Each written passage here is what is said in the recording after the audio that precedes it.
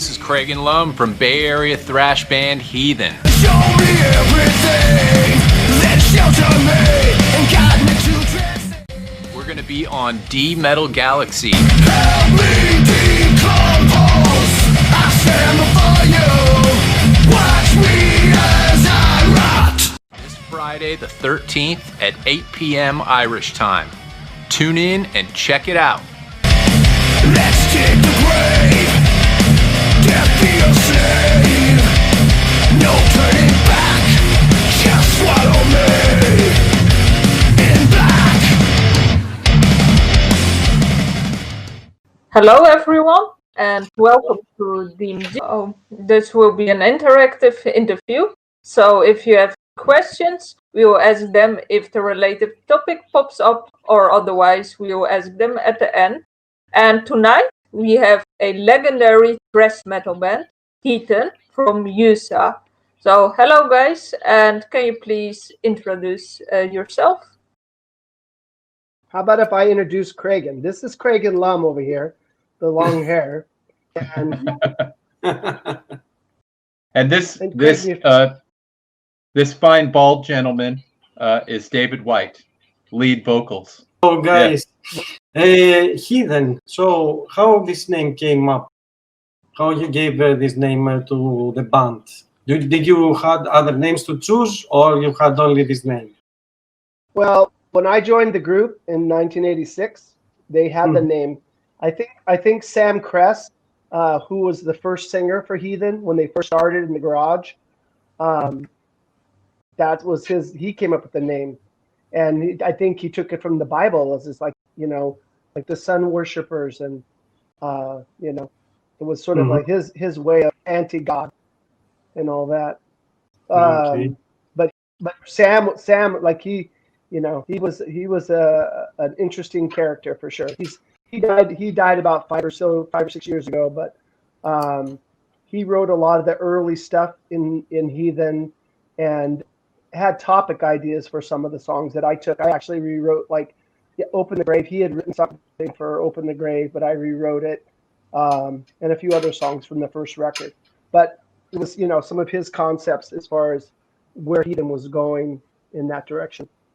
So, and I actually was, we thought about changing it once we put the new group together, Okay. but it just stuck. And then once we saw it in like logo form, it just looked pretty balanced, and we are here today, and we have a new logo since Victims of Deception, and Yeah. we kind of like it. Nice. So anyway, cheers to Sam Kress. Sam Kress is the one that came up with the name Heathen. Cheers. Indeed. Cheers. Again, you have Yes. been in Prototype and Psychosis, and I'm wondering what experience did you take from this band, and how did you join Heathen in the end? That's actually a pretty interesting story because I first met David when he came down to basically audition for Prototype. We were considering looking for a separate singer at the time, and got in touch with Dave. He was recommended by a guy that worked for Century Media at the time, and David came down and basically auditioned and demoed some stuff for us, and it didn't ultimately work out for Prototype because the current singer, the longtime singer, just basically decided to continue singing. But then when Heathen was looking for a guitar player, David called him, the other guitar player and singer in Prototype, and asked if either one of us would be interested in auditioning. And I raised my hand and said yes. So that was it. It's kind of a almost backwards way of things sort of happening, but it's all David's fault that I'm in Heath. Interesting, but I'm wondering, how did Dave then end up in Prototype? Well, he didn't. That's the thing. He came down to audition, but Dave. I talked Dave's myself out of it. yeah. Because Heathen, we had done the Thrash of the Titan show as a one-off for Chuck Billy for Chuck, but we hadn't decided whether we were going to continue as a band or not. And then Vince Levelos from Prototype called me and asked me if I'd be interested in auditioning, and he sent me the CD of Trinity, right? Yep. It was an awesome record. And I remember working on the material and thinking, I don't know why they need a singer, because the vocals on this album are killer. It's really good. It's a great record, just awesome. So, but I learned the stuff and came down, and we had a good time, playing the songs with them. I actually drove to LA, straight down in my car, jammed with those guys for a couple hours, talked a bit, and drove home. And it's a pretty good drive. The second time I flew, but I worked on new material, and but it didn't work out. But then Heathen, actually, we got invited to play Vakken, and so we geared up to do that. And as we were going along, we had Terry Lauderdale playing guitar with us for a while, and as we were getting closer to actually making a record, we needed him to step up with his rhythm playing, and he bowed out. He wasn't really up for the task. So we started auditioning a lot of guitar players, and it was pretty feeble. But there was some guys were good at one thing but not good at both, and I kept saying I know a couple guys, and finally I gave Vince a call and I asked if they were either Kragen or Vince would be interested in auditioning for Heathen, and he said that Kragen would probably be more available to do it. And so I told Kragen, when I talked to him, I said, just listen like 5 or 6 songs and let me know when you're ready to do it, and then we'll you come up and we'll play. So he did that, and he came up, and after the first song, everybody already knew that he was the guy, but we kept playing. We kept playing, but we finished everything that he knew, and we even made the comment, he's like, well, we haven't been this tight since the 80s. And it was he just came to play with us for the first time. So, but, we didn't have to say anything except for, do you want to join the band? There was no discussion. We all looked at each other, we knew. And he's here now, and he's freaking, kicking our ass and managing the band and doing everything. He's like, he's like the glue now. So basically, you were thinking to leaving Heathen, and you were auditioning, and in the end, you stole a band member from Prototype, and it turned out for the better. Well, I wasn't going to leave Heathen. Heathen wasn't really together. We just did the one show, because and prior to Thrash of the Titans, Lee had been playing with Deck Cruz for about 5 years. So Heathen wasn't. That was the big gap there. And so, but when they wanted to put a show together for Chuck Billy, Walter Morgan made phone calls to everybody in the Bay Area. I mean, Death Angel was not Death Angel at the time, and they got the call to reform and play that show. The Violence guys, I mean, it was crazy. Even Legacy. Exodus wasn't together either. Yeah, that's right. That's right. They had split up again. It's always. Then I think both singers, I think Paul and Zet sang for Exodus that night, if I remember right. And I think they had I think maybe John Tempesta might have played a song with them. I'm not sure. That's right. Yeah. It was a long day, but a great day. So, but I always want to stay active, even if I was to do Heathen. I'm usually doing at least 1 or 2 other projects. Because I like to stay busy, and I also play other instruments. So I want to, one band, maybe I'm playing drums or something like that. I want to stay busy playing music as much as I can. And that's what's so totally fucked up about this virus is that, can't really even do that, even just for fun. Yeah. Is it okay that I cussed? It's all right. It's metal. This language is not okay. Good stuff. So, Dave, this band Heathen is from 80s. but for some years you were inactive, and you have some few albums, produced only. Can you tell us a bit more about this story, about the struggles have you met, and how you managed to solve all this? You asked me about Heathen and through the years and how we met and how we were able to keep it going through all these years. Okay. Yeah, how you managed to solve all the struggles you met on the way. You want to know all that?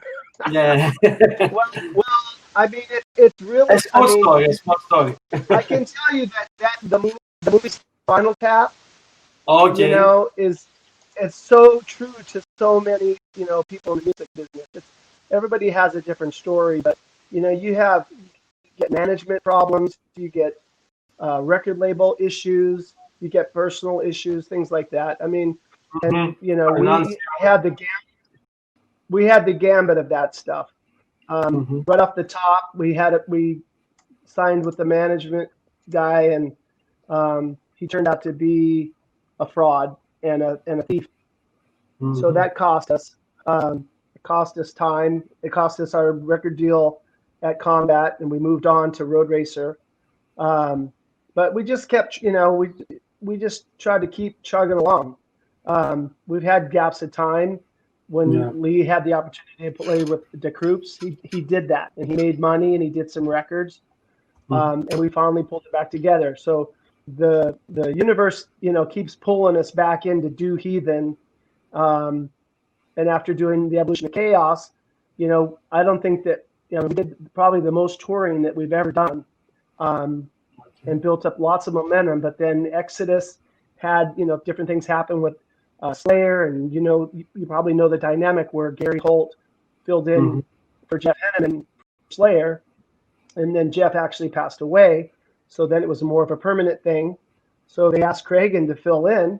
So now Lee, who's in Exodus, and Kragen's on tour, touring more than he's ever toured in his life. Now Kragen's toured more than me now. He's a veteran. I'm still a baby. Yeah.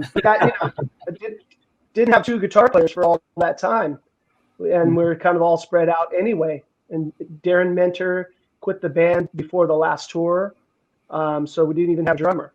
So it's just a weird time. And then, like I said, if it wasn't for Kragen, continually to write and want to make this happen, I don't know if we'd have a record or even be talking today. So I give him props for that. I only say that because he's right next to me. Yep. So Kragen is the man. The one who is making the magic and the music, Yeah. So as we are talking about music and so on, so Empire of the Blind received a lot of positive reviews, and I'm wondering what was the drive to make this album, and how did you manage to create something fresh as you choose a different sound as well, if you compare it to your previous work? Well, one of the things that I think that people seem to forget is that every Heathen album sounds different. They're all different. If you look at Breaking the Silence, I remember as a fan, I bought Breaking the Silence when it came out, and then when Victims of Deception came out, I was like, wow, it was different, but in a good way. And the Evolution of Chaos is different as well. Each album has its own kind of vibe and sound, and I think that's a good thing. I think too many bands sort of get locked into just repeating the same thing over and over again. And a lot of fans want the bands to continue because they like whatever sound is on one of those records. But Heathen's always kind of done something different. So with the new album, the idea was really to take all of the elements that make Heathen sound what it is and create something a little bit new and different. We decided, basically Lee, Dave, and I all talked, and we kind of, as a group, decided to make the songs more focused and, a little more just streamline them so we don't have any real, like, we don't have an 11-minute epic on this one, but we wanted to keep the epic feel that we had from our songwriting in the past. So that's really what we tried to do. We just tried to merge all of those things and put them together, and kind of push the boundaries of what Heathen does. The fast stuff is a little faster, the heavy stuff's a little heavier, the melodic stuff is more melodic, and at the same time do what Heathen's always done, which is write songs. We like songs. We have killer riffs, but ultimately at the end of the day we want the songs to be memorable and catchy, and I think that's what Heathen's kind of always had. So that was our goal. I think we accomplished it. Yeah, I think so. Like, especially the new album and so on, it has a distinctive sounds. But I was listening to that other album that we posted today. I forgot the name, but it was vocal-wise different and so on. And it's something. It's like interest. It's a lot of elements you see, but like with Heathen, it's a little bit something else. So it's interesting. The Empire Blind, like indeed what you said, it's different than the other album.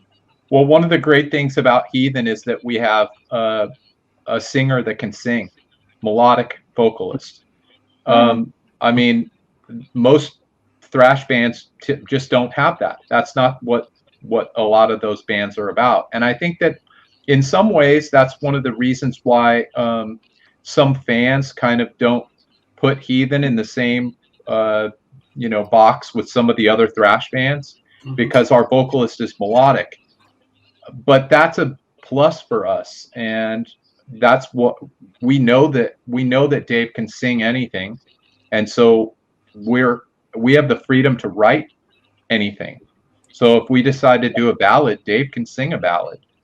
But you can't see some other bands that play thrash metal doing that because their singer can't do it. So I think that we see that as a plus. It makes the band unique, and I think that in the end, that uniqueness and good songs are what has kept this band kind of at the level that it's been. We'd love to see the band go further, to be honest. So yeah, very interesting point. That's very You're welcome, interesting, Dave. Kragen. Thank you. Thank you for being able to sing. Sing right next to it.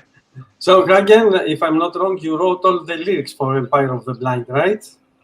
Yes. What influenced you, or you had any concept? Well, I mean, I kind of looked back at all of the lyrics that have been on Heathen albums in the past, and there are kind of two groups that the lyrics fall under. I would say like social and political kind of lyrics, and then some more like personal lyrics. And I kind of analyzed like what the lyrics in the past were like, and I tried to keep within that sort of Heathen feel. I know Dave very well, and Dave is a very positive person, and so the personal type of lyrics, even if there's dark imagery, they usually have an uplifting kind of meaning to them. So Sun in My Hand is a very like a positive, uplifting song. Actually, In Black, even though it has a very dark lyrics and everything, it has a positive message, which I think a lot of people totally miss, but that's okay. That I think from my perspective, I think similarly to Dave in those ways, and want to write those kind of lyrics. So whether it's me writing them or Dave writing Fade Away, those positive, or No Stone Unturned, those positive kind of messages are part of the band's sound. And then in terms of the sort of social and political stuff, there's just since the last record, social media has become way more prominent, and the way that the media works is different a little bit. It's over the years, it's gone from sort of factual news to more almost opinionated, pushing an agenda sort of thing. And I, I think we see a lot of that obviously on social media. And I think that in a weird way, it's a scary thing to see that some people could almost be brainwashed by these different messages that they're getting on a constant basis. I mean, my phone will tell me how many hours I spent on it. You know what I mean? Literally. And so it's kind of a frightening thing. And so a lot of the sort of social and political topics sort of talk about that, and how what's happening to our society because of it. Okay. It's Interesting. What's Yeah. that? Skynet. Yeah, totally. It's totally Skynet. I mean, really, I anticipate the machines will want to do away with us probably in another 10 to 20 years, and it'll be just like the Terminator movies. Fucking John Connor's gonna have to save the day. So there will be maybe in the future a Terminator song from Heathen. Sure. Why not? Yeah. Why not? So we touched a little bit the Sun in the Hand song, and it was directed by Costin Chioreanu, so who is known for his distinctive artwork style. So I wonder, how did you get in touch with Costin, and how did he visualize Heathen?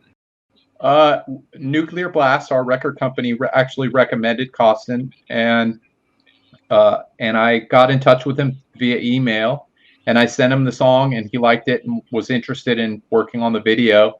And ultimately, like, we didn't have any input on what he did. It's his interpretation of the lyrics and his visualization of the song, and it's unique to see it.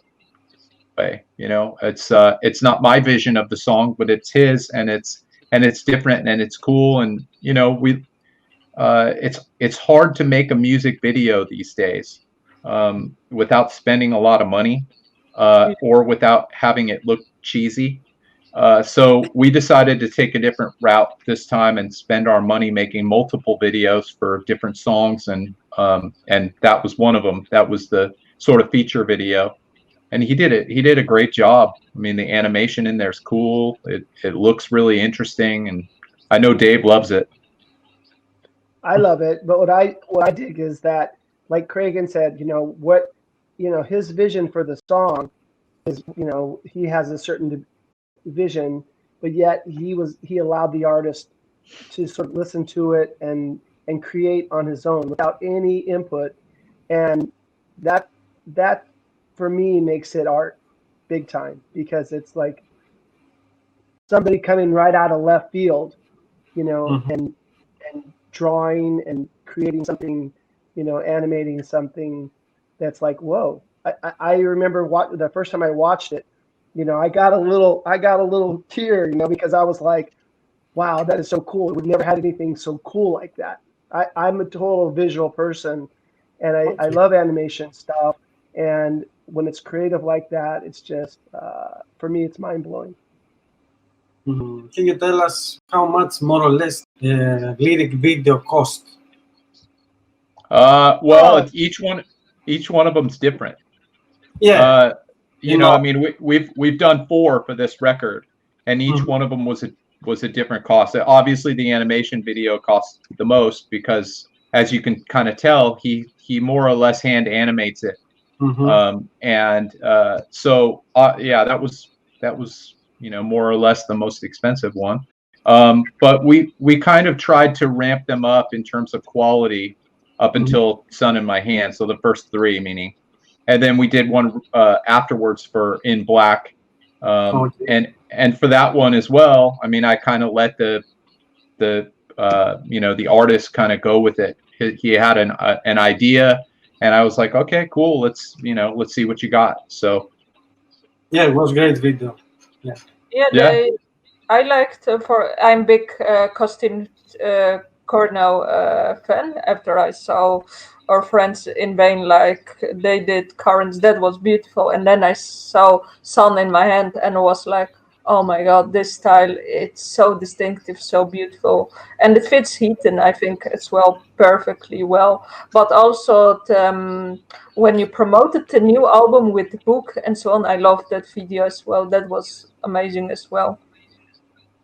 Yeah, we try to do everything in our power to, counteract the effects of COVID, and it was hard, honestly, hard to release a new record, during this time, because we didn't know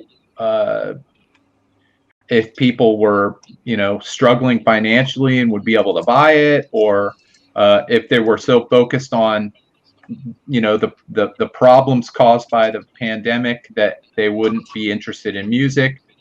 But at the same time, we felt like we made fans wait for 10 years for an album, and we weren't going to hold on to it and wait until another year later or whatever it was to kind of release it. Some bands have held their albums and finished at the same time or before we did, and they've held on to them because they're hoping that they can go tour or whatever. But we just felt like it was time to get some music out. People need music during difficult times, and we didn't want to delay it any further.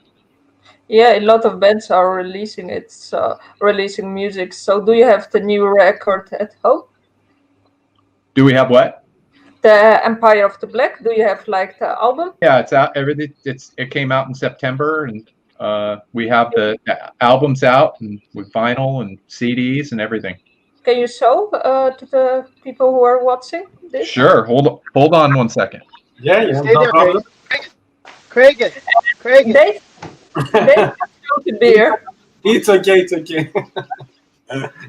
We are live. Yeah, very I was trying to tell him, chill out. You mean Can this I- record?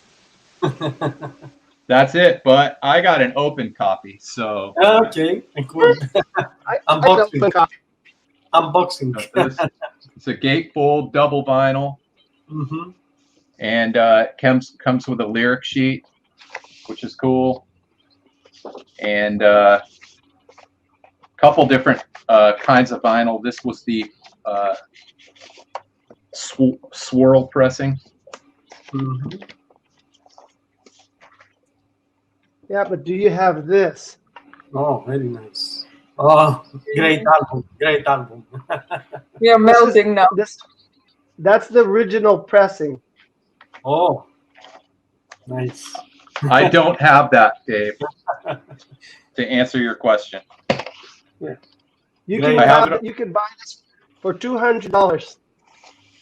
Oh, How okay. about we just make new ones? Yeah, okay. We're actually working on a new edition of that album for next year, for the 30th anniversary. Oh, cool. Yes. Yeah, great album. Yeah. I had to yeah. I had to move my location. Had to move my location because my battery was dying on my phone. Ah, okay, no problem. So No problem. no So- Jimi Hendrix. My biggest fan is up there. You're a big fan. He's watching the interview from somewhere. Is it warm? Yeah. And you have fun? Oh my God, I'm in Florida. Whoa. It's warm. It's probably Yeah. it's like 89 degrees outside and humidity. It's, You have Celsius. so that means it's probably what 38, 40. I forget how it works. Okay, that's very Whoa. It's, you know what? You want to know? You know what? It's fucking hot. good. It's fucking hot. And luckily, the beach is around the corner. So, and I have a pool. Yeah. Oh, that's nice. That's nice. Very good. That's nice. So after the interview, you're going to swim in the pool. Yes. Well, my dog gets more action in the pool than I do, and I'll probably take him for a run, and then maybe I'll take a swim. Yeah. Cool, But cool. I love the beach. We've had a hurricane. There was a hurricane that was coming up. I forget. It's called Eta or something like that.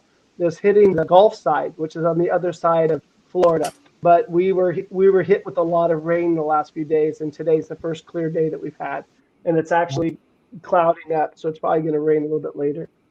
So the ocean's been pretty stirred up, so it hasn't been real friendly to swim. So I kind of stayed away from it because the rip currents can get a little much when it's like that. Okay. Very nice. Warm place. Yeah. So, let's go to fun times when we used to have concerts and gigs. Do you remember your last concert and where it was? What was your last do. concert, Dave?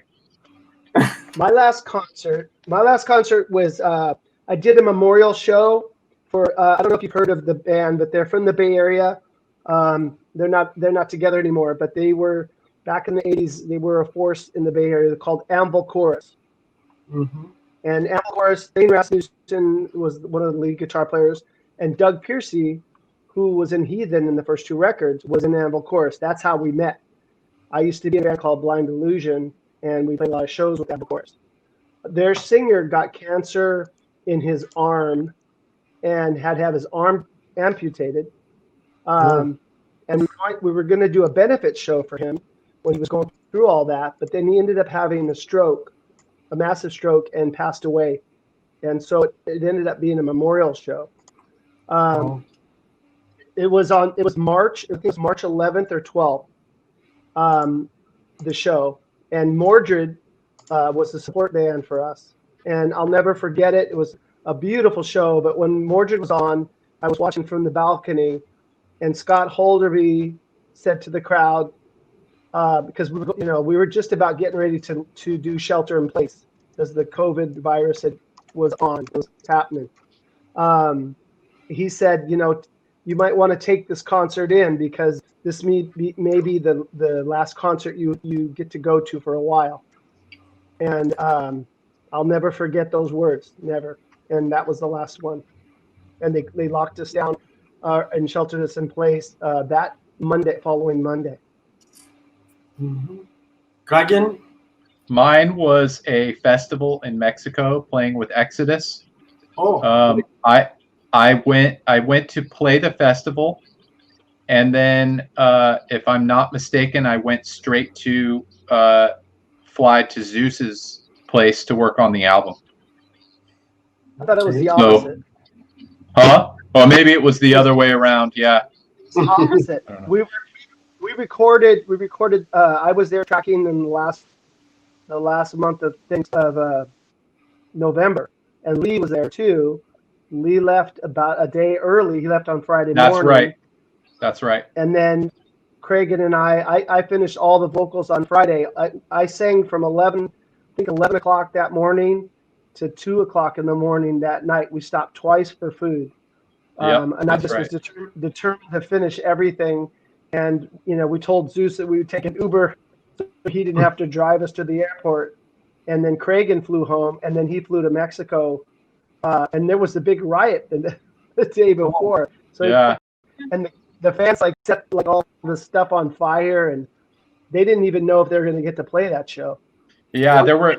The reason why I was confused is because both times when Dave was tracking vocals, I had a show. The first time I had a show, I played the show and then flew to Zeus's to work on the album, and then that other time, the last time was we did the recording, and then I went and played the other show. So that was it. That was the last one. There was a riot there at the festival, and we ended up playing, but it looked like we weren't even going to play for a little bit. So did the Testament end up playing that show, or did they bail? I don't remember. I know some bands bailed out and others didn't. Exodus ended up playing, and I can't remember if the other ones, which ones did or didn't. Yeah, we have some viewers from Mexico at the moment, so maybe they can tell us. Yes. They they'll can know. shut up. All I know is I was tired. Okay. Yeah. I see Dave wants to play something. Yeah. No, I'm just sitting here and I'm looking at them and they're all like, "What are you doing?"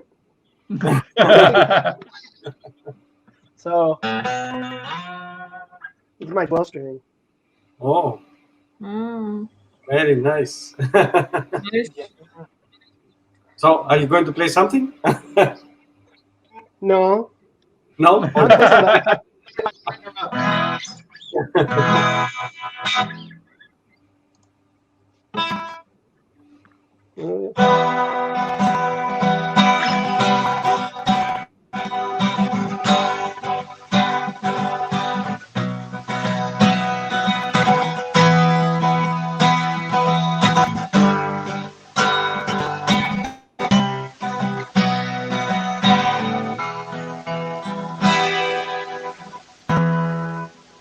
Sing, Kragen. Never be the same. Never. Memories are all that we know. It's really more. Anyway, I don't want to bore you. No problem. That's, Yeah. that's in memory of. That's a little piece of in memory. That's on the recovered record. It's a song that Lee and I wrote, and I wrote the lyrics for my brother who passed away when we were in Europe on the Sepultura tour. I came home to find out that my brother had passed away. It was not a good day. I bet. Quite a story. So let's go to the Bay Area thrash metal scene. You were the pioneers, so I'm wondering a few things. So about the origin and development. You're a pioneer, Okay. Dave. What's that? So you are one of the pioneers of Bay Thrash Metal Area. So I'm wondering how did it develop and the origin. How did the How Bay it Area developed. scene? Yeah. I got you. No, it's interesting because I was playing in a band called Blind Illusion, and we're really pretty popular band, but in the little scene that we had in the East Bay, and we would play parties and we would play kegger parties, beer parties, things like that, and parks, and we even did a show for muscular dystrophy and raised a bunch of money for muscular dystrophy with a bunch of different bands. And we were trying to get in the clubs, and they just looked at all of, and I'm sure it happened to other bands like us, where the clubs didn't take us serious for some reason. We didn't have record deals. We were just young kids. And then Bill Graham had an idea, and I don't know whose idea it was, really, if it was Bill Graham or if it was KRQR, the radio station in the Bay Area, but they came up with an idea to do Metal Mondays at the old Waldorf, and that was a Bill Graham club. And Blind Illusion had actually broken up just before all that took off because we were frustrated and having a lot of inner fighting in the band, and so we had no group. And I was good friends with Kirk Hammett, and Exodus was had played with us a lot back in those days, and they got on a show for a Metal Monday. So a bunch of our, I went out with a bunch of friends to go support Exodus at this show, and Anvil Chorus was actually the headliner. And after seeing that show, I called Mark Peterman right away. I was like, dude, we got to put the band back together, and we eventually did that. And from there, we started playing the Metal Mondays, and then Metal Mondays turned into, Friday nights because it was very successful. There's bands from the Bay Area. All these bands came out of the woodwork. There was Lost Rocket. There was Tyrant, Griffin. Griffin that's where I met Yaz, who became our bass player on the first record. He was the guitar player for Griffin. And then the Keystone Berkeley, they had 3 clubs. It was the Keystone Berkeley, the Keystone or the Stone in San Francisco, and Keystone Palo Alto. And so they were having shows, the Mabuhay Gardens, the Rock on Broadway. And and all these bands were just popping, and it just got really busy, and everybody, it just became a community. And then all of a sudden, this band was coming up from LA, and Ron Quintana, who was really with KUSF, was really one of the main pioneers of pushing the whole metal scene in the Bay Area and playing the records, playing the new wave of British heavy metal records on the college station. The show started at like 2 a.m. on Saturday, but everybody would stay up late and listen, and Ron would have us come and invite us out, and we would party and get on the air and play records that we liked or whatever. But I learned it was a great education learning about King Diamond and Diamond Head and bands like that we had never heard of in the Bay Area. But then this band came up from LA and changed everything, and that band was Metallica. And I went to see Exodus because they were playing that show. And here was this Metallica, and everybody liked them, and they got along with everybody, and so they liked the vibe in the Bay Area, so they kept coming up here. And then they started taking musicians from the Bay Area scene. First it was Cliff Burton, and then they got a record deal, and on their travels to New York to go sign with Megaforce Records, they realized that the relationship with Dave Mustaine wasn't going to work, and they made a change and gave Kirk Hammett a call, and then that's history now. In the Bay Area, because of Metallic's success, it just brought more attention to the Bay Area, and the record labels were coming, and Testament signed a record deal, Exodus signed a record deal, Heathen signed a record deal. It was on, and it was a very exciting time. And now a lot of these bands are back together or still together, and making great records. And it's still a very tight community. All the friends that we've made over the years, people like Walter Morgan, Harold O, and then all the women that were part of it: Leah Schechter, Rebecca Kestelin, Diane Berardi. I can name a bunch of people, but we're all still in touch. We still go to shows and see each other. But what an amazing time! I feel so fortunate to be have been a part of that. Pretty lucky, I have to say. Sounds like an amazing time, but interesting to hear that Metallica was the one who drew attention to the Bay Area. So yeah, they came up and they came up and they basically squatted. They made it their home because in LA, it was all the hair bands, and they played the clubs there, and people couldn't appreciate what they were doing. But when they came to Bay Area, people were like, yeah, we understand. We like metal. We like metal here a lot.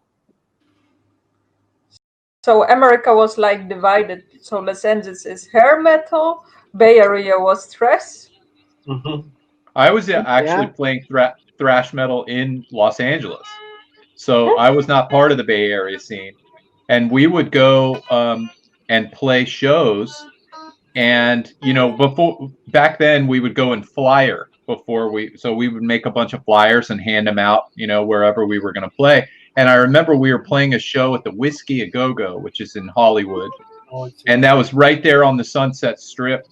And we would put our flyers on the telephone poles and stuff, and we would go down the street, and then on our way back, we would see all of our flyers were covered with poison flyers or something else, So it was really it was really discouraging trying to play thrash metal in LA because, there was a fan base for it there, but most of the clubs didn't even like the thrash bands playing because we had mosh pits and stage diving, and they didn't want any of that. So there was actually a period of time where my band and a bunch of other bands were banned or barred from playing any of the clubs in Los Angeles or in Hollywood in particular. So it was interesting. You saying your band was banned? Yes. Your band is banned. That's right. Actually, that band was Psychosis, And Jason Mirza, our current Heathen bass player, was in Psychosis with me as well. So he knew Dave. He's known Dave and Lee longer than I have, actually, because he was in the Bay Area before he came down to Los Angeles. So kind of interesting how all of these how the network of musicians in this band has kind of worked over the years. Yeah, it's a very insightful story about America. German metal scene is Yeah. way bigger. I mean,